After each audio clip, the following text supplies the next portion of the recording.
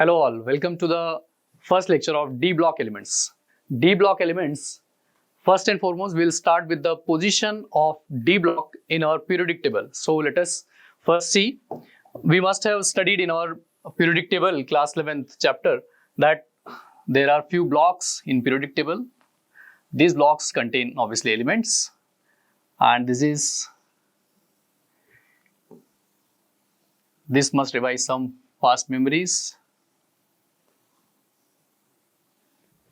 Here we have hydrogen, sometimes it is placed in between, and here we have helium. This is our S block, this is D block, and it is our P block. We obviously have another block which is F block elements, and let us revise the number of group numbers and period number. We know the periods are the horizontal rows which are called period, and the vertical lines rows are called group. There are obviously 18 groups and 7 periods in our periodic table. We are starting with, here we see this D block, this is our period 1, period number 1 will be 2 and 3. Our D block starts from period number 4. There are 4 periods in our D block. So these are 4, 5 and 4 to 7 period, and there are group numbers. If we plot group numbers, then this is first, obviously second, and our D block there are 3 to 12. There are 3 to 12 group numbers in our D block. So first and foremost, what is the position? So in terms of position, we have seen that we can say that our D block period number 4 to 7 including both, group number 3 to 12 obviously including both, and then now we have established the position of D block. It is in between the S block and P block. So it also leads to a term called transition element. There is a logic which says that this D block stands between the S and P block in terms of chemical properties as well. That is why these are called transition element. But we'll come to the IUPAC definition later. So now let us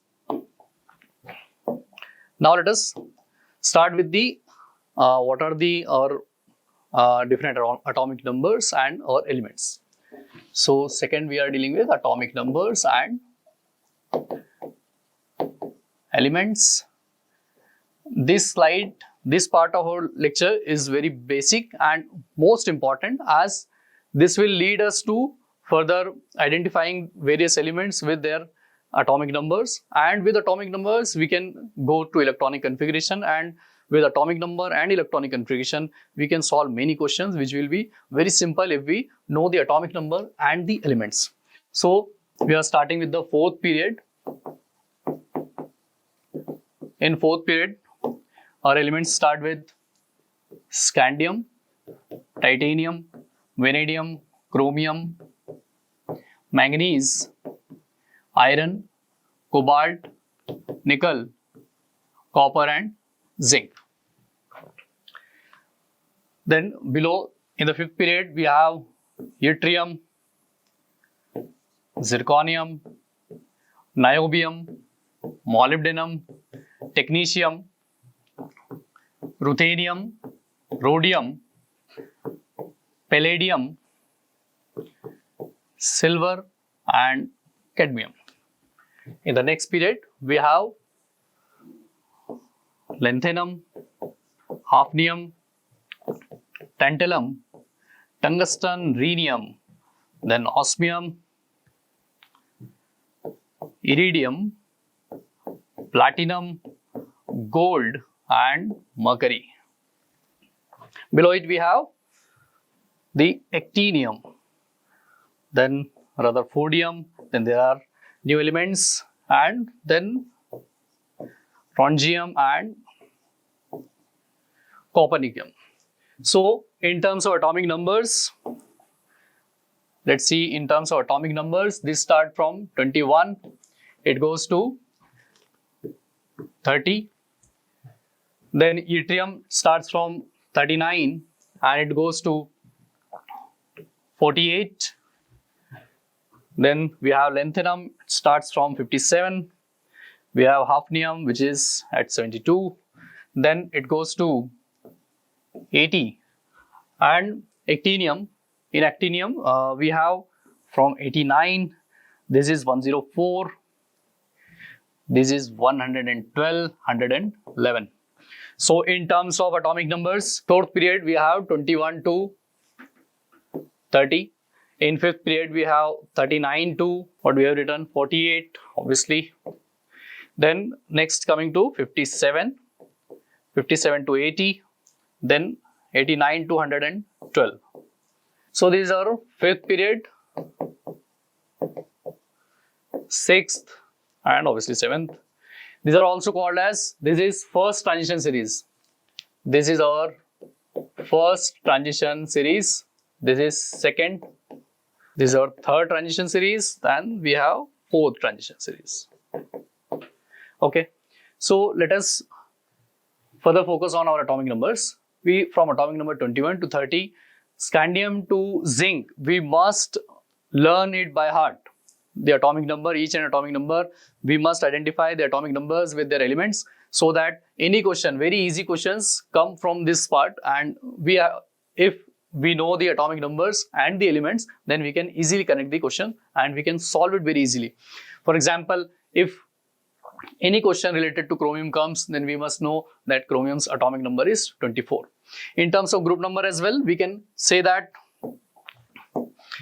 scandium has group number of 3, then 4, then further goes, it goes to group number 12, as we have already seen there. So in terms of इसको अगर हमें याद रखना है, तो याद रखने के लिए स्कैंडियम से लेकर के जिंक तक तो वैसे ही याद होना चाहिए. अगर याद नहीं रहता है किसी तरीके से, तो बहुत अलग अलग लोगों ने अलग अलग तरीके इसकी न्यूमेरिक्स बनाए हुए हैं ताकि ये हमें याद रहे. हमने भी कुछ बनाए हैं तो उसको भी याद रख सकते हैं. देख लेते हैं. पहला हमने लिखा है, अभी आजकल अंबानी जी के यहाँ शादी हुई और उस शादी के बारे में बड़ी चर्चाएं हो रही हैं. तो एक ऑस्मियम नाम का गार्ड है जो कि एक बॉयज हॉस्टल पे गार्ड का काम करता है. वो गार्ड साहब हैं और उनके साथ एक और गार्ड साहब है, वो दोनों आपस में बात कर रहे हैं. वो गार्ड साहब ने देखा यार कि जो अंबानी के यहाँ शादी हुई तो उस शादी में अलग अलग गेस्ट को लेने के लिए किसी के लिए कार आई है, किसी के लिए कोई प्राइवेट जेट से आया है, किसी को किसी और तरीके से बुलाया गया है. तो वो जो वहां पे गार्ड बैठा हुआ ऑस्मियम, वो भी अपने यहाँ की शादी के बारे में बताने लगा और वो कहने लगा कि मेरे यहाँ भी जब शादी हुई तो मैंने मेहमानों के लिए क्या क्या करा. तो मैंने भी मेहमानों को, किसी को स्कूटी से, किसी को वैन से, किसी को कार से, तो स्कूटी कार वैन मंगाई, स्कूटी कार वैन मंगाई. अब ये बात कह रहे हैं गार्ड साहब कह रहे हैं. तो जो दूसरा गार्ड है उसको ये बात हजम नहीं हुई, तो उसको कहा फेंको नहीं क्यों जनाब, कि भाई फेंक क्यों रहे हो. तो क्या हुआ, ये इसको कैसे कनेक्ट कर रहे हैं हम लोग. ये लिखा है स्कैंडियम, तो ये कह रहा है स्कूटी वैन कार मंगाई, स्कूटी वैन कार मंगाई. तो सामने वाला क्या कह रहा है, फेंको नहीं क्यों जनाब, क्यों फेंक रहे हो भैया, फेंको नहीं क्यों जनाब. स्कैंडियम, टी टाइटेनियम, और इस तरीके से आप कनेक्ट कर सकते हैं. फिर ये जो गार्ड साहब हैं अभी आपस में तो बात कर रहे थे और इसी दौरान उन्होंने देखा है कि एक लड़का जो है बॉयज हॉस्टल से निकला और वो अभी मोबाइल पे लगा हुआ है. तो जैसे कि सबकी आदत होती है किसी और पे कमेंट करने की, ठीक वैसे ही ये गार्ड साहब भी इस बच्चे को देख के कह रहे हैं कि इस बच्चे की जिंदगी जो है मोबाइल तक ही है और इसकी पढ़ाई जो है रुकी रहेगी.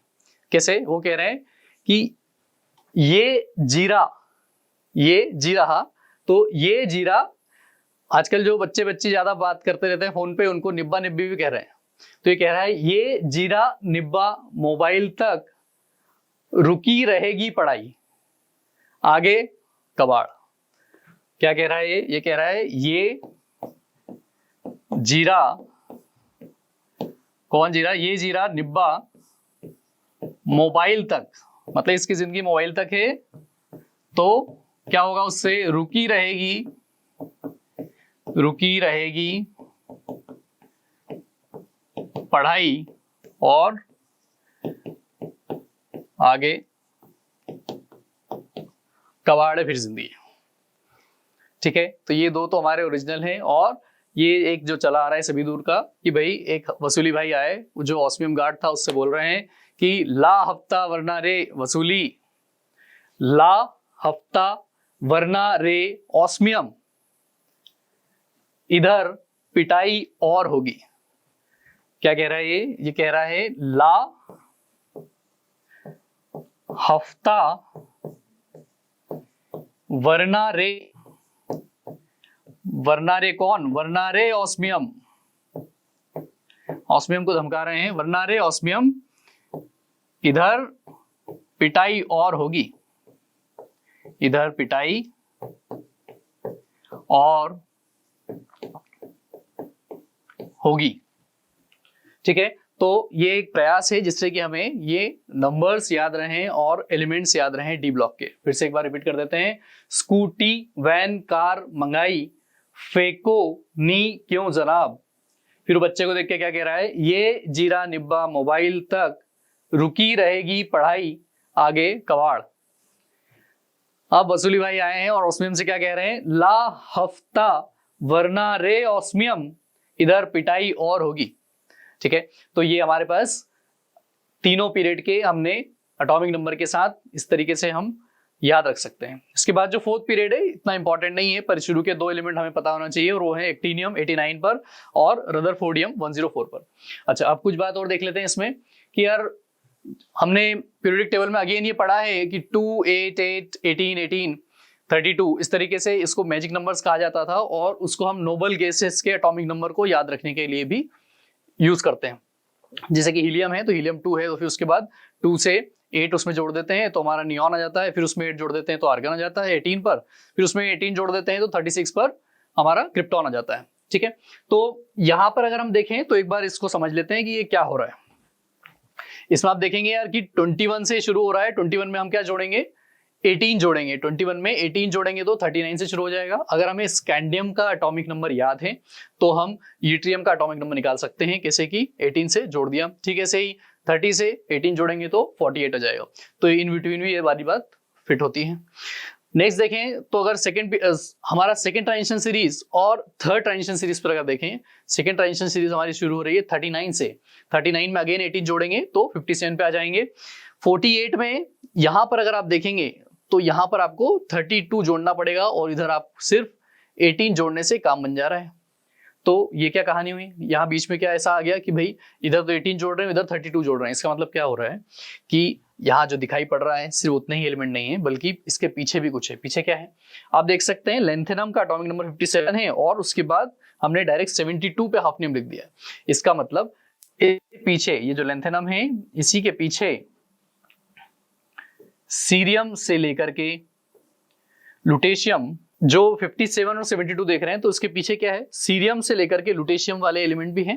जैसे कि सीरियम का एटॉमिक नंबर 58 है और लुटेशियम जो कि 71 है, इसको हम जानते हैं, इनको क्या कहते हैं, they are called as lanthanoids. ठीक है, ऐसे ही आप देखेंगे कि एक्टिनियम 89 लेकिन उसके जस्ट बाद 104 पे चले गए, तो बीच में यहाँ पर क्या है, यहाँ पर भी देयर आर एक्टिनॉइड्स और जो एक्टिनॉइड्स है उसका भी एटॉमिक नंबर कहाँ से शुरू होता है, 90 थोरियम से शुरू होकर के और लॉरेंशियम 103 तक जाते हैं। तो ये एक्टिनॉइड की सीरीज है और ये लेंथेनॉइड की सीरीज है। तो ये बात भी अब हमें डी ब्लॉक पता चला, डी ब्लॉक में ए ब्लॉक कहाँ पर है वो भी पता चला। इसलिए ये जो एफ ब्लॉक है इसके लिए ग्रुप भी हम क्या कहेंगे कि ये थर्ड ग्रुप नंबर में है। ठीक है, ऐसे ही हमारे लेंथेनॉइड्स और एक्टिनॉइड्स दोनों ही थर्ड ग्रुप नंबर में आ गए। ठीक है, तो इस तरीके से आप निकाल सकते हैं। अब नेक्स्ट हम इसका देखने वाले हैं इलेक्ट्रॉनिक कॉन्फ़िगरेशन।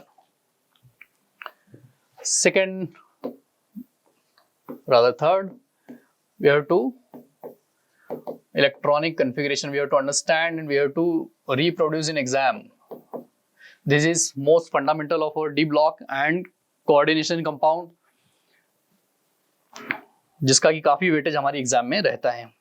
तो शुरू करते हैं वापस से, स्कैंडियम से शुरू करेंगे हम लोग। Scandium, titanium, vanadium, chromium, manganese, फेकोनी क्यों जनाब, फेकोनी क्यों जनाब। इसके इलेक्ट्रॉनिक कन्फिगरेशन को देखें तो इसका एटॉमिक नंबर हमें पता है, इसका एटॉमिक नंबर है 21। 21 के जस्ट पहले अगर आप देखेंगे सबसे नियरेस्ट जो नोबल गैस आ रही है वो आ रही है आर्गन 18 पर, इसके पहले पीरियड में। तो जब मैं इसका इलेक्ट्रॉनिक कन्फिगरेशन लिख रहा हूँ तो मैं लिखूंगा यार कि स्कैंडियम का atomic configuration will be equal to argon, argon में 18 तो आ गया, बचे 21 माइनस 18, 3 बच रहा है। 3 कहाँ जाएगा, सबसे पहले जाएगा 4s, 4s में मैक्सिमम 2 जा सकते हैं, 2 चलेगा, अभी एक और बच रहा है। अब कहाँ जाएगा, अब जाएगा 3d1। अच्छा, ये जो इलेक्ट्रॉन हम भर रहे हैं इसका भी हम रूल पढ़ चुके हैं जिसको कि ऑफ-बॉ प्रिंसिपल बोलते हैं, जिसको कि n+l रूल भी बोला जाता है। इसका मतलब क्या है, जिसके लिए n+l मिनिमम रहेगा पहले इलेक्ट्रॉन उसमें भराएंगे एंड देन उसी ऑर्डर में भरा जाएगा। जहां n+l सेम है तो फिर जहां n छोटा है उसमें पहले इलेक्ट्रॉन भरा जाएगा। तो आप यहाँ देख रहे हैं यार कि आर्गन में, आर्गन के बाद सॉरी स्कैंडियम में 4s के लिए n+l देखेंगे तो 4 आएगा, 3d के लिए n+l देखेंगे तो 5 जाएगा, तो इसलिए पहले 4s में इलेक्ट्रॉन आया। ठीक है, ऐसे ही आगे इस टाइटेनियम में अगर आप देखेंगे तो इलेक्ट्रॉनिक कन्फिगरेशन बनेगा 4s2 और 3d2। कैसे हो रहा है ये, इसके बाद एक इलेक्ट्रॉन इसमें बढ़ गया है, या फिर इसको एटॉमिक नंबर से भी समझ सकते हैं। ऐसे भी आप इसको याद रख सकते हैं कि भैया स्कैंडियम टाइटेनियम इनके एटॉमिक नंबर जो हैं ये कोइंसिडेंस ऐसा बैठता है कि इसके डी में जो नंबर ऑफ इलेक्ट्रॉन है वही इनके एटॉमिक नंबर के जो डिजिट है वो है। जैसे क्या कह रहे हैं, 21 है तो यहाँ पर डी में एक इलेक्ट्रॉन है, 22 है तो यहाँ पर 3d2 है, 23 है तो ये क्या बन रहा है 4s2 3d3, 24 है तो क्या बनना चाहिए था 4s2 3d4, 4s2 3d5, ऐसे ही आगे चलेंगे 4s2 3d6, ऐसे चलता चलेगा। कॉपर भी क्या बन जाएगा, बनना क्या चाहिए था 4s2 3d9 बनना चाहिए था, जिंक का बनता 4s2 3d10।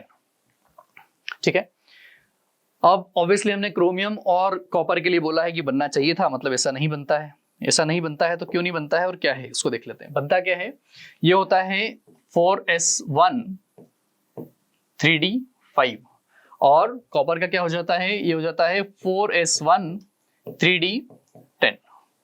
तो अगेन पीरियोडिक टेबल से ही हमें एक कंसेप्ट पता है कि भाई 3d5 इसका मतलब डी में टोटल 10 इलेक्ट्रॉन आ सकते हैं, अभी 5 है, मतलब कि डी क्या है हमारा हाफ फिल्ड सबशेल हो गया हमारा। यहां पर अगर d10 है इसका मतलब कि ये फुल्ली फिल्ड डी सबशेल हो गया। हम ये जानते हैं कि d5 हाफ फिल्ड सबशेल का जो इलेक्ट्रॉनिक कन्फिगरेशन है वो एक स्टेबल कन्फिगरेशन है as compare to 4s2 3d4। ठीक है, सही, ये बात हमें यहां भी पता है कि 4s1 3d10 चूंकि फुल्ली फिल्ड डी ऑर्बिटल है तो ये ज्यादा स्टेबल है as compare to 4s2 3d9 से। अच्छा, ऐसा क्यों है, तो ऐसा इसलिए कि एक टर्म आता है इसमें एक्सचेंज एनर्जी। अगर आप डी ऑर्बिटल बात करें तो डी सबशेल में 5 ऑर्बिटल होते हैं, ये रहे 5 ऑर्बिटल हमारे पास। इन 5 ऑर्बिटल में अगर हमें इलेक्ट्रॉन भरने हैं तो इलेक्ट्रॉन जो भरे जाते हैं, सबसे पहले सारे इलेक्ट्रॉन जो भर रहे हैं आप सिंगली ऑक्यूपाइड ऑर्बिटल होना चाहिए और उसके बाद सभी की स्पिन ऊपर या नीचे की तरफ होना चाहिए। ये जो हाफ फील्ड और फुल्ली फील्ड का कंसेप्ट है ये बताता है कि इलेक्ट्रॉन्स जो अपने अपने ऑर्बिटल में हैं, इलेक्ट्रॉन्स डीजेनरेट ऑर्बिटल्स में, डीजेनरेट ऑर्बिटल्स ऐसे ऑर्बिटल जिनकी एनर्जी सेम है, जैसे कि डी ऑर्बिटल्स, इनकी एनर्जी सेम है, डी और एस की एनर्जी सेम नहीं। डी ऑर्बिटल में सिंगली ऑक्यूपाइड जो इलेक्ट्रॉन्स हैं वो अपने से सेम स्पिन मतलब या तो पैरेलल होगी, जैसे कि इन दोनों के हम कहेंगे सेम स्पिन है, तो ऐसे इलेक्ट्रॉन्स एक ऑर्बिटल में नहीं रह करके ये दोनों आपस में अपनी जगह एक्सचेंज कर लेते हैं। ऐसा क्यों करते हैं, ऐसा आप मान सकते हैं कि एक ही जगह रहने से उसमें स्ट्रेन होता और वो जो एक्सचेंज कर रहे हैं उससे उनका स्ट्रेन कुछ रिलीज हो रहा है और ऐसा होने से उसमें कुछ एनर्जी निकल रही है। एनर्जी अगर निकल रही है तो इसका मतलब सिस्टम क्या हो रहा है, सिस्टम हो रहा है स्टेबिलाइज्ड। ठीक है, तो अब कंसेप्ट ये है कि यार जब उनमें से एनर्जी निकलती है तो क्यों ना इलेक्ट्रॉन इस तरीके से भरे जाएं कि maximum number of exchanges possible हो। मैक्सिमम नंबर ऑफ एक्सचेंजेस कैसे पॉसिबल होंगे, अगर ये 3d4 है और मैंने 2 इलेक्ट्रॉन यहां भर दिए तो इनका ही आपस में एक्सचेंज हो सकता है, लेकिन अगर मैंने एक इलेक्ट्रॉन यहां भर के और इसमें एक ही इलेक्ट्रॉन रखा, तो ऐसा करने से अब क्या हो गया, अब इस एक इलेक्ट्रॉन को पहले जहां 3 ही इलेक्ट्रॉन के साथ एक्सचेंज करने का मौका मिलता, अब वो 4 के साथ एक्सचेंज कर सकता है। इसका मतलब एक्सचेंज एनर्जी क्या हुई, बड़ी। तो ज्यादा एनर्जी निकलने से सिस्टम हमारा स्टेबलाइज हुआ। तो हम कह सकते हैं कि ठीक यही कहानी फुल्ली फील्ड में भी बैठती है। तो हाफ फील्ड और फुल्ली फील्ड जो इलेक्ट्रॉनिक कन्फिगरेशन है वो इस कारण से स्टेबलाइज होते हैं। तो क्रोमियम और कॉपर के इलेक्ट्रॉनिक कन्फिगरेशन जो हमारी एक्सपेक्टेशन थी उससे अलग है। इस कंसेप्ट को एक्सचेंज एनर्जी बोलते हैं, इसको हम आगे और पढ़ेंगे। नेक्स्ट हमारे पास यहाँ पे क्या है भैया, यूट्रियम। यूट्रियम, जिरकोनियम, ये क्या कहा था हमने, ये जीरा निब्बा मोबाइल तक क्या होगा, उससे रुकी रहेगी पढ़ाई, और आगे क्या हो जाएगा, आगे तो कबाड़ है फिर। ठीक है। और इसी के नीचे हमने लेंथेनम को देखा था, ला हफ्ता वर्नारे कौन, ऑस्मियम, क्या होगा भैया, इधर पिटाई और होगी। ठीक है। अब इसके नीचे ऑब्वियसली एक्टिनियम है और यहाँ पर रदरफोर्डियम है, आगे कॉपरनिकम है। हाँ, तो ये हमारे एलिमेंट्स हो गए। अब इनका एटॉमिक नंबर हमें पता है 20, अगर ये याद भी नहीं है तो 21 + 18 ऑब्वियसली दिखाया आपको अभी, 29, 39, 40। ठीक है, सही, ये आगे से 41 चलता है। और ये हमारा कैडमियम कितने पे आ जाता है, ये आ जाता है 48 पर। ठीक है, सही। लिंथेनम हमारा 57 से आता है, ये बस ये याद ध्यान रखना होता है, 72। और उसके आगे जी 80 पर जाता है। एक्टिनियम आपका 89 से शुरू होगा और रदरफोर्डियम 104 से, और लास्ट में कॉपरनिकम जो है 112 पर एंड होता है। इसमें एक और लिख लेते हैं अपना रोंजीनियम जो है Rg, जिसका कि 111 एटॉमिक नंबर है। अब देखिए, अभी हमें यूट्रियम का इलेक्ट्रॉनिक कन्फिगरेशन लिखना। पहले तो ये देखिए, ये जो इलेक्ट्रॉनिक कन्फिगरेशन हमने लिखा है फर्स्ट ट्रांजिशन सीरीज का, इसमें जो मैक्सिमम नंबर ऑफ शेल का जो नंबर सबसे बड़ा जो है वो 4 है, जैसे कि 4s है। तो ये हमारा क्या है, ये 4th पीरियड है। ठीक है, ये तो हमने बताया कि ये फर्स्ट ट्रांजिशन सीरीज है। चूंकि ये 3D में इसमें इलेक्ट्रॉन भरे जा रहे हैं, इसलिए इसको 3D सीरीज भी बोलते हैं। ठीक है, चलिए वापस से आते हैं अपने एटॉमिक इलेक्ट्रॉनिक कन्फिगरेशन पे। यूट्रियम 39 है, 39 के जस्ट पहले अगर आप देखेंगे तो 36 पे क्रिप्टॉन है, तो उस क्रिप्टॉन की मदद से इलेक्ट्रॉनिक कन्फिगरेशन लिखा जाएगा। Kr क्रिप्टॉन 36, 39 में से 36 चला गया, मात्र 3 इलेक्ट्रॉन और भरने बचे हैं। तो 5th पीरियड में हम जब आ रहे हैं तो पहले इलेक्ट्रॉन किसमें आएगा, 5s2 में आएगा। इसके बाद अब नेक्स्ट जो आता है वो बचता है आपका 4d, एक इलेक्ट्रॉन था इसलिए 4d1। अच्छा, जो इलेक्ट्रॉनिक कन्फिगरेशन का रिप्रेजेंटेशन है उसमें 4d पहले आना चाहिए, 5s बाद में आना चाहिए। ये इस तरीके से हम इसलिए लिख रहे हैं ताकि क्लियर हो हमें कि इलेक्ट्रॉन कहाँ आ रहा है। ठीक है, चलिए नेक्स्ट देखें। 40 में 5s2, s तो फुल हो गया, उसमें अब इलेक्ट्रॉन आएगा नहीं। अब नेक्स्ट इलेक्ट्रॉन किसमें आएगा, 4d में, ये आ गया 4d। ठीक है, फिर ठीक है से इसके नीचे आए अगर लेंथेनम पर, तो लेंथेनम का हमारा, लेंथेनम के जस्ट पहले अगर आप देखेंगे कैडमियम के बाद और लेंथेनम के जस्ट पहले, तो जेनॉन आपका नोबल गैस है। और जेनॉन का ये रहा आपका जेनॉन, जेनॉन का एटॉमिक नंबर है 54। तो अगेन कितने इलेक्ट्रॉन बच रहे हैं, 3 इलेक्ट्रॉन बच रहे हैं। ये 6th है तो 6s2 लिख देंगे और 5d1 लिख देंगे। अगले पे आएंगे तो एक्टिनियम के लिए जेनॉन के बाद जो नोबल गैस आएगी वो कौन सी आएगी, वो आएगी रेडॉन। तो लिखेंगे रेडॉन, और रेडॉन का एटॉमिक नंबर कितना होता है भैया, वो होता है 86। 86 के बाद ये बना 7s2 और 6d1। ठीक है, ये इलेक्ट्रॉनिक कन्फिगरेशन हमने इसके लिख लिए। ठीक है, ऐसे ही अगर आप इधर आएंगे तो इनके भी इलेक्ट्रॉनिक कन्फिगरेशन लिख सकते हैं। ये 40 के बाद हमने इसको फिलहाल के लिए छोड़ दिया है। 40 जैसे ही आती है तो 40 के बाद लाइफ में भी जो है मिड लाइफ क्राइसिस आ जाता है। तो ठीक है, सही, यहाँ पर भी कुछ कहानी है जो कि आगे देखते हैं। अब कुछ याद रखने वाली बात यहाँ पर हमें रहेगी और बहुत इंपॉर्टेंट बात है, और वो है पैलेडियम। पैलेडियम का एटॉमिक नंबर हमारा 46 होता है, ये बात हमको याद रखनी है। सिल्वर तो ठीक है, इसी के आगे है तो 47 हो गया। प्लेटिनम ये अपना बना 78 और ये 79। अच्छा, पैलेडियम का 46 क्यों याद रखना है, क्योंकि इसका इलेक्ट्रॉनिक कन्फिगरेशन जब हम देखते हैं तो बहुत ही इंटरेस्टिंग जो इलेक्ट्रॉनिक कन्फिग्रेशन इसका बन करके आता है वो आता है आपका 4d10 और 5s0, जबकि s में इलेक्ट्रॉन पहले भराते, d में इलेक्ट्रॉन बाद में भराते, लेकिन 4d पहले पूरा भरा गया है और इसमें एक भी इलेक्ट्रॉन नहीं है। सिल्वर की अगर बात करें तो सिल्वर में ये बनेगा 5d10 और 4d10 5s1। कैडमियम की बात करें तो ये दोनों ही फुल भरा जाएंगे इसमें, 4d10 और ये आपका बना 5s2। ठीक है, ऐसे ही इनके सारे के ग्रुप का जो बिहेवियर है वो एक जैसा है, इसलिए मैं इसको एक साथ ही लिख देता हूं, 5d10 और ये बना 6s2, इसको लिख सकते हैं 6d10 और 7s2।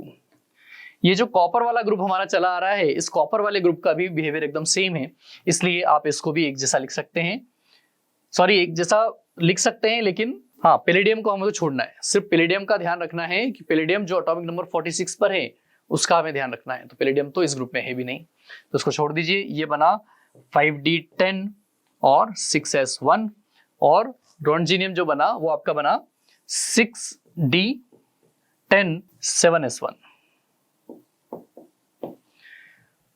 तो इस ग्रुप में देखने वाली बात यह है यार कि ये वाला तो इलेक्ट्रॉनिक कन्फर्मेशन है भी नहीं, जो है वो है 4s1 3d10 4d10 5s1 5d10 6s1 6d10 7s1। मतलब इसमें पूरे में अगर आप देखेंगे तो जो D है वो हमारा फुल्ली फिल्ड है। जिंक से लेकर के कॉपर निकम 112 तक भी देखेंगे तो D पूरा भरा हुआ है, S भी पूरा भरा हुआ है। ठीक है, अगेन इधर आ जाते हैं। हमने कहा यार कि ये 40s में कुछ लफड़ा है, क्या लफड़ा है आइए देखते हैं इसमें क्या लफड़ा आ रहा है भैया। 41 से हमने बताया कि यार 40s में मिड लाइफ क्राइसिस शुरू होता है, 41 से लेकर के 45 तक ये कहानी कुछ इसकी ऐसी चलती है कि इसका इलेक्ट्रॉनिक कन्फिग्रेशन हमारी इमेजिनेशन से एकदम परे क्या बनता है, कुछ ऐसा बनता है। यहाँ पे बनना क्या था 5s2 4d2 तो इसका है, तो 5s2 4d3 बनना था, लेकिन ये क्या बनते हैं, ये सारे के सारे 5s1 रखते हैं, 5s1 रखते हैं और 4d, अब इसके बाद जो बचे हुए इलेक्ट्रॉन 4d में जाएंगे। तो यहां पर ये 4 से शुरू होता है, एटॉमिक नंबर 41 पे जो नायोबियम है वो 4 से शुरू होता है, और जो आपका रोडियम है वो 4d8 तक जाता है। कैसे याद रखेंगे, तो बहुत सारी चीजें हो रही, अभी उसको समराइज करेंगे तो फिर चीजें क्लियर हो जाएंगी। इसके आगे की जो कहानी हाफनियम वाली चल रही है, 6s2 5d1 हमने लिखा, इसको आप लिख सकते हैं यार 6s2, रादर जिस तरीके से लिखा जाता है वैसे लिखना चाहिए। तो ये हमारा बनता 5d2 6s2, ये चला जाएगा आगे की तरफ 5d3 6s2, मतलब 5d में इलेक्ट्रॉन भरे जाएंगे, और प्लेटिनम में क्या हो जाएगा 5d8 6s2। ठीक है, तो ये जो एक्सपेक्टेशन है उससे चल रहा है, ठीक है, ऐसे ये भी आगे की तरफ चलता चला जाएगा। जो आपका रदरफोर्डियम है, रदरफोर्डियम की अगर बात करें 7s2 6d1, ये हमारा क्या बनना चाहिए, ये बनना चाहिए 6d2 7s2। फिर आगे भी ऐसे ही चला जाएगा और कहीं भी कोई भी वेरिएशन नहीं, जो हमारी एक्सपेक्टेशन है ठीक वैसे ही चलेगा। अब दो बातें और इसमें ऐड करनी है हमें। एक, लेंथेनम के लिए हमने कहा यार कि लेंथेनॉइड्स जो हैं उसमें 14 एलिमेंट्स एक्स्ट्रा आ रहे हैं हाफनियम के पहले, जो कि इसका जो एटॉमिक नंबर है उससे भी पता चल रहा है 57 से 72 पर भी। तो यहाँ पर जो 5d आप देख रहे हैं, ये दोनों की गणित कब बैठेगा, जब बैठेगा जबकि 4f में आपको 14 इलेक्ट्रॉन डालना पड़ेगा। ठीक है, कहां से आ गई ये बात, लेंथेनम के पीछे 14 एलिमेंट्स हैं, जो 14 एलिमेंट में f में इलेक्ट्रॉन जा रहे हैं, यहाँ पर 4f में जा रहे हैं और यहाँ पर 5f में जा रहे हैं। तो यहाँ पर 5f में 14 इलेक्ट्रॉन्स ऐड होंगे। ये वाली बात आगे भी सब में लागू होगी कि भाई ये 4f 14, और ये लास्ट में जाकर के भी जैसे मरकरी आपका है तो मरकरी में भी आप सभी के लिए लिखा जाएगा ये कि 4f 14 है और नीचे वाले में 5f 14 है। अच्छा, अब वो सवाल क्या पूछेगा हमसे, सबसे पहला जो बेसिक सवाल इसमें हमसे पूछा जाता है वो ये पूछा जाता है कि डी ब्लॉक एलिमेंट्स में पहले तो कितने एलिमेंट्स हैं, डी ब्लॉक में कितने एलिमेंट्स हैं। तो अगर हम देखें कि सवाल क्या क्या हमसे पूछ सकता है वो, तो पहला सवाल जो सबसे बेसिक हो सकता है वो हो सकता है कि डी ब्लॉक एलिमेंट्स के नंबर क्या हैं, कितने डी ब्लॉक एलिमेंट्स हैं। तो हमने देखा यार कि हमारे पास 4 पीरियड हैं और एक एक पीरियड में 10-10 एलिमेंट हैं, तो 4 × 10 = 40 हमारे पास एलिमेंट होना चाहिए। अब थोड़ा सा अंदर जाते हैं, उसमें इलेक्ट्रॉनिक कन्फिगरेशन से सवाल करेंगे। इलेक्ट्रॉनिक कन्फिगरेशन अगर हम देखें तो वो आपसे पूछ रहा है कि ये बताइए इस डी ब्लॉक एलिमेंट में ऐसे कितने एलिमेंट हैं जिसका कि डी फुल्ली फिल्ड है। सवाल सुनिए, जिसका डी फुल्ली फिल्ड है, तो इधर तो डी भरता हुआ आ रहा है, इधर ही कहीं होना चाहिए। तो आप ये देखेंगे यार कि कॉपर वाली जो फैमिली है D10, इसका सभी का डी फिल्ड है। कितने हैं ये? 4 है। जिंक देखें तो सभी का डी फुल्ली फिल्ड है, तो ये भी 4 हो गए, 8 हो गए। और एक पैलेडियम स्पेशल है, पैलेडियम स्पेशल है जिसका कि इसका भी D10 से फुल्ली फिल्ड है, तो हम कह सकते हैं 8 + 1 9। इसीलिए पैलेडियम के लिए हमने कहा था कि पैलेडियम को याद रखना है कि भाई total fully filled D orbital वाले कितने एलिमेंट्स हैं, तो हम कह सकते हैं कि भाई 9 एलिमेंट्स हैं। ठीक है, ये सवाल बहुत सिंपल है, लेकिन अगर आपको ध्यान है सब कुछ तो आप बता सकते हैं, और ये पूछा जाता है, बिल्कुल पूछा जाता है। चलिए और फिर से चलें उस पे। हाँ, अब इसको कैसे हमें ध्यान रखना है या कैसे याद रखना है उस पे आते हैं। तो अगर हम इलेक्ट्रॉनिक कॉन्फ़िगरेशन की समरी देखें, इलेक्ट्रॉनिक कॉन्फ़िगरेशन की समरी अगर बनाई जाए तो सबसे पहले जो हमारी सीरीज है वो है 3D सीरीज। 3D सीरीज में हमें जानते हैं यार कि अगर स्कैंडियम से लेकर के मैं शुरू होता हूं जिंक तक, केवल 2 में अपना बिहेवियर चेंज है, किसमें? क्रोमियम में और एक कॉपर में। अन्यथा बाकी में क्या है? बाकी में सभी में 4s2 है, फुल्ली फिल्ड है 4s2। और उसके बाद 3DN मतलब स्कैंडियम में 1 है, क्रोमियम मैंगनीज में 5 है, और इस तरीके से आगे चलता रहता है। तो इसको अगर समराइज करना है तो मैं लिखूंगा कि इसमें जो चेंज है वो सिर्फ क्रोमियम में है। क्रोमियम में क्या है भैया? क्रोमियम का हम लिख सकते हैं आर्गन और 3d5 4s1, तो ये हमें ध्यान रखना है। दूसरी बात क्या ध्यान रखनी है? दूसरी है कॉपर की फैमिली। कॉपर की फैमिली में क्या हो रहा है? 4s1 3d10, और ये वाली बात ऊपर से लेकर के नीचे तक सभी में चल रही है। तो मैं लिख सकता हूं कि जो कॉपर वाली फैमिली है, कॉपर, सिल्वर, गोल्ड और ब्रॉन्जियम, इन सभी के लिए बात कही जा सकती है कि इनका n-1 का जो D है वो तो क्या है? फुल्ली फिल्ड है, और जो S पे आता है तो वो उसमें एक इलेक्ट्रॉन, उसमें कितने इलेक्ट्रॉन है? उसमें एक इलेक्ट्रॉन है। ठीक है, अब और क्या बचता है भाई? 40s वाली जो दिक्कत है उसको समझ लेते हैं। 41 से लेके 45 तक सिर्फ ये है जिसमें कि 5s1 और बाकी 4d में इलेक्ट्रॉन जा रहे हैं। मतलब फिर से देखिए अंतर क्या है, इधर सब में 4s2 है, इधर सब में 5s2 है, इधर सब में 6s2 है, इधर 7s2 है, सब में इधर की तरफ देखिए, इसको छोड़ दीजिए और इसमें सब में s2 है। इसका मतलब जिसमें अलग है उसको ध्यान रख लेते हैं। क्या है अलग? जो अलग बचता है वो बचता है अपना नायोबियम से। कहानी शुरू होती है, नायोबियम 41 पे है, निब्बा मोबाइल तक ये अपना 43।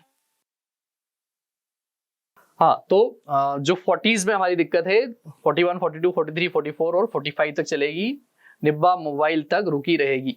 ठीक है, अब इसमें क्या इलेक्ट्रॉनिक कॉन्फ़िगरेशन है? इसमें है भैया n-1 D, कहां से कहां तक जा रहा है? सॉरी, n-1 भी लिखने की जरूरत नहीं है, हमें तो पता है इसके बारे में। तो ये है 4D, कहां से? 4D 4 से 8 और 5s में इलेक्ट्रॉन एक ही खाली। ठीक है, और क्या है इसमें? वापस से आ जाते हैं अपने प्रेडिक्टेबल उस पे इलेक्ट्रॉनिक कन्फ्यूजन में। अगर इन समस्याओं के अलावा देखें, एक पैलेडियम है जो कि हमारा शॉर्ट क्वेश्चन है और उससे हमें नंबर लेके आना है। तो ये हमारा 4th नंबर पे जो है वो है पैलेडियम, 46 नंबर पर।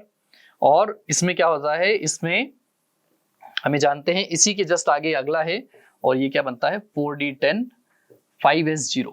बहुत ही स्पेशल इसका इलेक्ट्रॉनिक कन्फ्यूजन है और ये पूछा जाता है जनरली। अब जो बचे हुए हैं बाकी के, वो क्या फॉलो करेंगे? वो सब फॉलो करेंगे जो रेस्ट एलिमेंट्स हैं, वो सारे के सारे they will be n-2 n-1 D 1 to 10। ठीक है, इसमें अब ये आपका पूरा इलेक्ट्रॉनिक कन्फिग्रेशन इससे हम ध्यान रख सकते हैं, याद रख सकते हैं। पहली ट्रांजिशन सीरीज में कहीं कोई दिक्कत नहीं है क्रोमियम कॉपर को छोड़ के। अगली ट्रांजिशन सीरीज में जहां 40s आता है, 41 से लेकर के 45 तक, सिर्फ S2 की जगह S1 है। और उसके अलावा पैलेडियम एक ऐसा है जो हमें ध्यान रखना है, 46 एटॉमिक नंबर है, उसमें 4d10 5s0 है। उसके अलावा अगर आप देखेंगे तो बाकी के सभी, एक कॉपर वाली फैमिली ऑब्वियसली हमें ध्यान रखना है, और उसके अलावा बाकी सारी जो है वो NS2 N-1 D1 to 10 तक इलेक्ट्रॉनिक कन्फिग्रेशन जाता है। अब इन सभी को मिलाकर के एक सवाल जनरली पूछा जाता है कि भाई इसका जनरल इलेक्ट्रॉनिक कन्फिग्रेशन क्या होगा, किसका, डी ब्लॉक का। तो जनरल इलेक्ट्रॉनिक कन्फिग्रेशन अगर हमें बताना है तो हमें लिख सकते हैं कि भाई N-1 का डी रहता है। इस डी में इलेक्ट्रॉन कहां से कहां तक होते हैं, 1 से 10 तक के हमने देखे, इतने इलेक्ट्रॉन पाए जाते हैं। और जो NS है उसमें इलेक्ट्रॉन कहीं पर 1 है और कहीं पर 2 है। ये वाली बात सभी के लिए सही बैठती है एक्सेप्ट पैलेडियम। क्यों? पैलेडियम में S1 या 2 नहीं है। पैलेडियम में क्या हो जाता है, पैलेडियम में तो वो 4d10 और 5s0 है, ठीक है। तो इसलिए पैलेडियम को हमें ध्यान रखना ज्यादा जरूरी है। तो ये हमारा जनरल इलेक्ट्रॉनिक कन्फिग्रेशन आ गया है, N-1 D1 to 10 NS 1 to 2। अब इस इलेक्ट्रॉनिक कन्फिग्रेशन को यूज करके हमें ट्रांजिशन एलिमेंट पर आना है कि ट्रांजिशन एलिमेंट क्या होते हैं और उसकी IUPAC की क्या डेफिनेशन है। तो ये हमारे पास हम आ गए अब ट्रांजिशन एलिमेंट बेस्ड सवाल पर। बहुत ही बेसिक IUPAC की सिंपल सी डेफिनेशन है। IUPAC क्या कहता है कि ट्रांजिशन एलिमेंट वो एलिमेंट होंगे जो अपने न्यूट्रल स्टेट में या अपनी किसी भी ऑक्सीडेशन स्टेट में पार्टली फिल्ड डी ऑर्बिटल रखेंगे। मतलब या तो उसके एलिमेंटल स्टेट में या उसके किसी और ऑक्सीडेशन स्टेट में कहीं एक जगह अगर आपको कि भाई जो कॉमन ऑक्सीडेशन स्टेट्स है उसमें कहीं एक जगह भी आपको मिल गया कि electron element partly field D orbital रखता है, तो वो हमारा ट्रांजिशन एलिमेंट कहलाएगा। इसका मतलब element in any of its oxidation state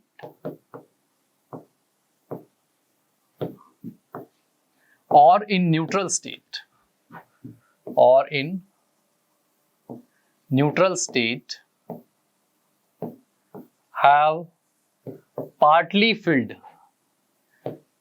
का मतलब फुल्ली फिल्ड नहीं होना चाहिए। पार्टली फिल्ड क्या, D orbital, partly field D orbital. अब अगर इस डेफिनेशन के हिसाब से देखें तो वापस से हमारे अगर इलेक्ट्रॉनिक कन्फिग्रेशन पर हम चलें तो हमें कह सकते हैं यार कि जो अपने न्यूट्रल स्टेट में जिनका डी खाली है, यहां से आप देखिए D1 से लेकर के कॉपर को छोड़ें आप, कॉपर के पहले तक अगर देखते निकाल तक तो D8 इलेक्ट्रॉनिक कन्फिग्रेशन आता है इसमें। ठीक, ऐसी बात रोडियम तक भी कह सकते थे, इधर सारे यहां तक कह सकते हैं, इधर भी कह सकते हैं। इसका मतलब ये सारे जो एलिमेंट हैं ये तो ऑब्वियसली हमें ट्रांजिशन एलिमेंट दिखाई पड़ रहे हैं। क्यों? क्योंकि इनका डी फुल्ली फिल्ड नहीं है, मतलब पार्टली फिल्ड है। अच्छा, तो क्या ये जो हमें कॉपर, सिल्वर, गोल्ड, रोंजीनियम या पैलेडियम, क्या ये ट्रांजिशन एलिमेंट होंगे कि नहीं होंगे? तो डेफिनेशन पे जाते हैं। उसने कहा है कि न्यूट्रल स्टेट में पार्टली फिल्ड या ऑक्सीडेशन स्टेट में, तो न्यूट्रल में तो फुल्ली फिल्ड है। अच्छा, क्या इनके किसी ऑक्सीडेशन स्टेट में ये पार्टली फिल्ड होता है क्या? तो वो देख लेते हैं। पैलेडियम अगर +2 बनाएगा तो +2 बनाता है तो उसके 2 इलेक्ट्रॉन निकालने पड़ेंगे। 2 इलेक्ट्रॉन कहां से निकलेंगे? S में तो है ही नहीं, तो कहां से निकलेगा? D से निकलेगा। तो क्या बन जाएगा? ये बन जाएगा 4d8। इसका मतलब हाँ भाई, इसका एक ऑक्सीडेशन स्टेट ऐसा होता है जिसमें ये पार्टली फिल्ड है, तो ये हमारा ट्रांजिशन एलिमेंट बन गया। ठीक है, ऐसी बात अगर कॉपर के लिए करेंगे तो कॉपर +1 और +2 ऑक्सीडेशन स्टेट बनाता है। ठीक है, ये अभी आपको याद नहीं रखना है, इसके बारे में हम आगे पढ़ेंगे। अगर +1 और +2 बनाता है तो आप देखेंगे +1 में क्या होगा, इलेक्ट्रॉन कहां से निकलेगा? अच्छा, इलेक्ट्रॉन फिल करने के लिए तो ऑब्बो प्रिंसिपल है जो कहता है N+L रूल। इलेक्ट्रॉन निकालने के लिए जो हायर N होगा वहां से इलेक्ट्रॉन निकलेगा। हायर N कौन सा है? जैसे कि यहाँ पर 4s है, तो 4s में पहले इलेक्ट्रॉन यहां से निकलेगा तो कॉपर प्लस बनेगा, तो 4s0 3d10। अच्छा, अभी भी ये तो कॉपर प्लस भी डी फुल्ली फिल्ड है। कॉपर +2 में भी होता है, तो जब +2 में होगा तो ये क्या बचेगा? D9 बचेगा। तो जब 3D9 बचेगा तो मैं कह सकता हूं कि हाँ भाई ये जो है D9 में या +2 में, +2 ऐसा ऑक्सीडेशन स्टेट इसका है जिसमें कि ये पार्टली फील्ड डी ऑर्बिटल रख रहा है, तो हाँ ये भी आपका ट्रांजिशन एलिमेंट बनेगा। ऐसे ही आप सिल्वर, गोल्ड और रोंजिनियम के लिए भी कह सकते हैं। अच्छा, जिंक, कैडमियम, मरकरी और कॉपर निकम की अगर बात करें तो जिंक या तो न्यूट्रल स्टेट में रहता है या +2 ऑक्सीडेशन स्टेट बनाता है। जब ये +2 बनाएगा तो 4s2 3d10 में से 2 इलेक्ट्रॉन निकालना है, हायर एंड में से निकलेगा, मतलब कि 4s में से क्या बचा, 3d10।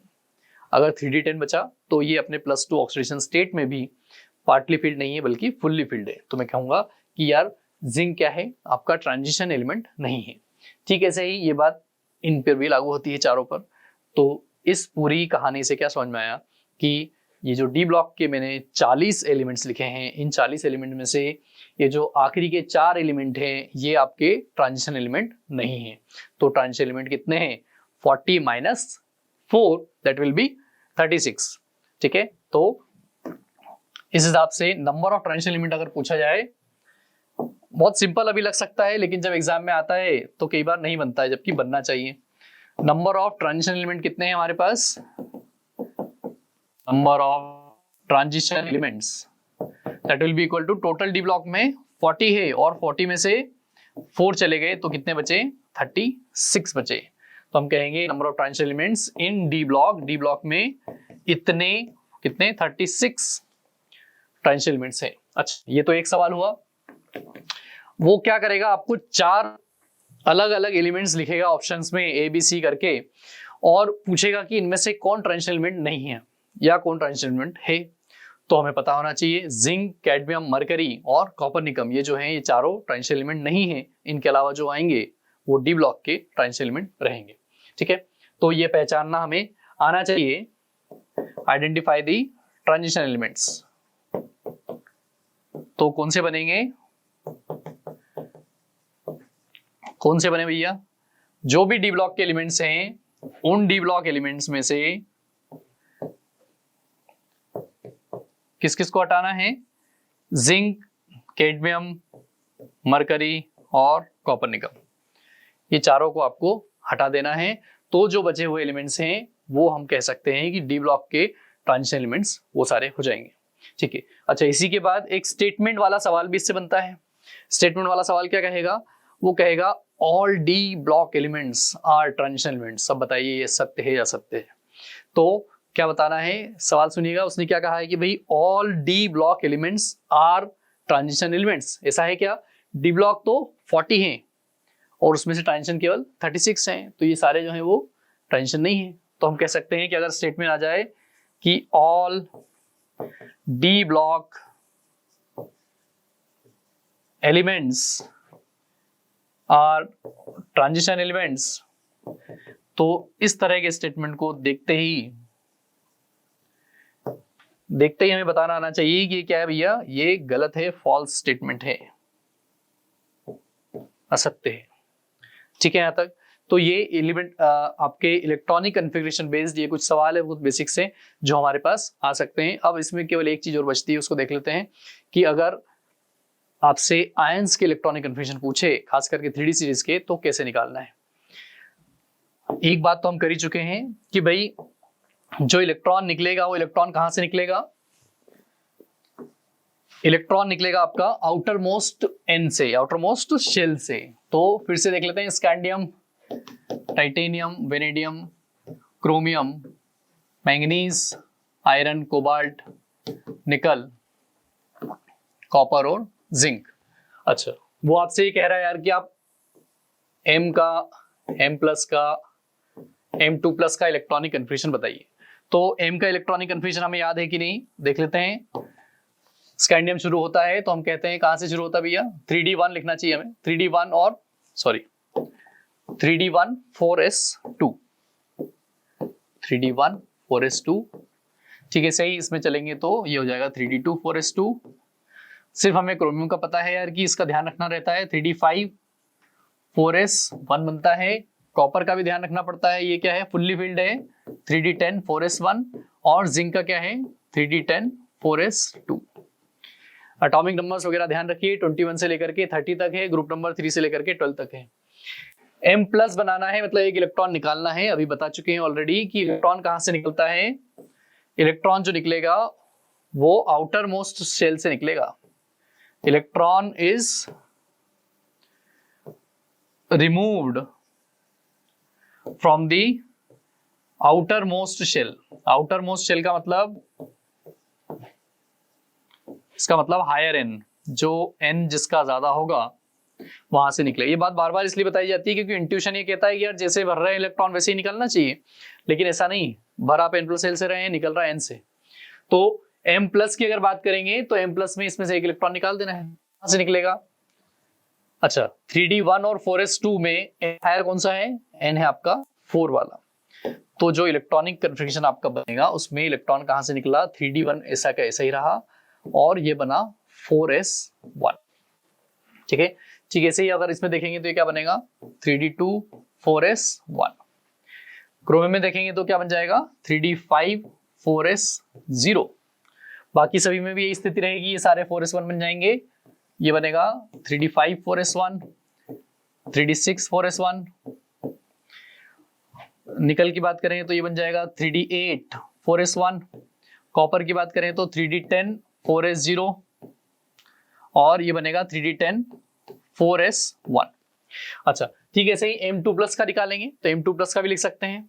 M2 प्लस में क्या होगा भाई, अब इलेक्ट्रॉन निकालना है आपको वापस से, कहां से निकलेगा, अगेन कंसेप्ट वही है, जो हायर एन है वहां से निकलेगा, तो इसमें से निकलना है 3d1 4s0। इसको ऐसे समझिए, अगर आपको सिर्फ ये पूछा जाए कि स्कैंडियम 2 प्लस का इलेक्ट्रॉनिक कन्फिग्रेशन बताइए तो कैसे करेंगे, हमें पता होना चाहिए स्कैंडियम का एटॉमिक नंबर क्या है, 21 है। 21 है, डी ब्लॉक का पहला एलिमेंट है। तो 4s2 3d1, 21 मतलब 3d1। अगर वेनेडियम आता तो 23 है तो हम कहते हैं 4s2 3d3। अब इलेक्ट्रॉन निकालना है तो 4s में से पहले इलेक्ट्रॉन निकलेगा क्योंकि n बड़ा है। तो यहां पर स्कैंडियम 2 प्लस बनाना है तो 3d1 दो इलेक्ट्रॉन इसमें से निकलेगा। अच्छा स्कैंडियम 3 प्लस बोल दे तो मान लीजिए बोल देता है M3 प्लस, तो M3 प्लस में दो इलेक्ट्रॉन यहां से और एक इलेक्ट्रॉन यहां से, तो ये क्या बनता, ये बच जाता 3d0 और 4s0। 3d0 और 4s0 को किसका इलेक्ट्रॉनिक कन्फिग्रेशन है, वो सीधे सीधे आर्गन का इलेक्ट्रॉनिक कन्फिग्रेशन है। ठीक है। अच्छा अब आगे देख लेते हैं, इसमें एक दो और बचते हैं। इसमें क्रोमियम की अगर बात करेंगे यार तो क्रोमियम +2 अगर बनेगा तो अब दो इलेक्ट्रॉन मुझे इसमें से निकालना है, एक तो यहां से निकल गया और एक यहां से निकला, तो ये क्या बचा, ये बचा 3d4 4s0। अब इसमें कहीं भी कोई नई बात नहीं है, सारी बातें वही हैं। ठीक है, सी कॉपर के लिए भी हम कह सकते हैं यार अब क्या बचा 3d9 और 4s0, ये 3d10 4s0। ठीक है, सही। M3 प्लस के लिए भी हम लिख सकते हैं। ये लिखकर इसलिए बताया जा रहा है कि जो बात हमने कही थी कॉपर वाली फैमिली में उसको लिखकर दे दिया गया कि भाई कॉपर में 3d10 4s1 है, लेकिन कॉपर +1 में 3d10 4s0 है। अभी भी ये ट्रांजिशन लगता है, लेकिन ट्रांजिशन नहीं लगता। लेकिन यहाँ देखें तो 3d9 4s0 हो गया, तो ये पार्टली फिल्ड है, तो ये हाँ भाई ट्रांजिशन एलिमेंट है। ये +3 बनाएंगे नहीं जिंक का, इसलिए आप नीचे पार्टली फिल्ड वाला नहीं लिखेंगे। ठीक है, तो इस तरीके से हम इनके सबके इलेक्ट्रॉनिक कन्फिग्रेशन लिख सकते हैं, निकाल सकते हैं। आयंस के भी लिख सकते हैं और एटम्स के भी हमें याद होना चाहिए। ठीक है, और यहाँ से सवाल बहुत बेसिक से सवाल बनते हैं। ये सब कोऑर्डिनेशन कंपाउंड में भी काफी इंपॉर्टेंट पार्ट है, काफी बेसिक पार्ट है। आपसे सिंपल से सवाल पूछ लेगा वो मैग्नेटिक मोमेंट वगैरह, वो सब हम क्या होता है फॉर्मूले से निकालते हैं और उसमें सिर्फ हमें पता होना चाहिए। चलिए ठीक है, मिलते हैं नेक्स्ट। Thank you.